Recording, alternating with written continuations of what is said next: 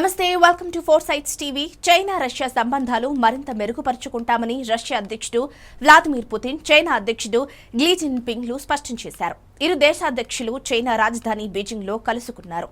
Russia చిరకాల మిత్రుడని China media తెలిపింది. Putin 2 రోజుల పర్యటన కోసం బీజింగ్ చేరుకున్నారు. ఈ ఇద్దరు నాయకులు యుక్రెయిన్, ఆసియా స్థితిగతులపై చర్చించారు. 2 దేశాల మధ్య వాణిజ్యంపై చర్చించారు.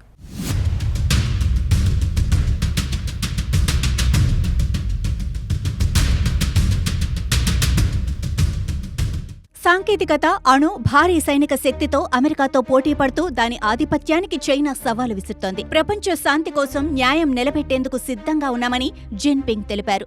ఇరు దేశాల మధ్య హద్దుల్లేని భాగస్వామ్యం ఉందని 2022లోనే రష్యా, చైనా ప్రకటించాయి. వేల కొద్దీ ట్రూపులను ఉక్రెయిన్కు పంపిన 2 రోజుల్లోనే పుతిన్ చైనా చేరుకున్నారు. మే నెలలో మరోసారి అధ్యక్షుడిగా పదవీ ప్రమాణం చేయగానే తన మిత్రదేశమైన చైనాకు వచ్చి తన ప్రాధాన్యతలు, వ్యక్తిగత సంబంధాలను జిన్పింగ్తో బలపరుచుకుంటానని పుతిన్ వచ్చారు. 2 దేశాల సహకారంతోనే ఈ ప్రాంతంలో స్థిరత్వం ఏర్పడుతుందన్నారు. 2 దేశాల మధ్య అవకాశవాదానికి తావులేదని రష్యా పత్రికలు ఊటంకించాయి. అణు విద్యుత్ నుంచి ఆహార సరఫరా వరకు ఇరు దేశాల మధ్య అనేక అంగీకార ఒప్పందాలపై సంతకాలు జరిగాయి. ఇదే సమయంలో రష్యాలో చైనా కార్ల పరిశ్రమను నెలకొల్పనుంది.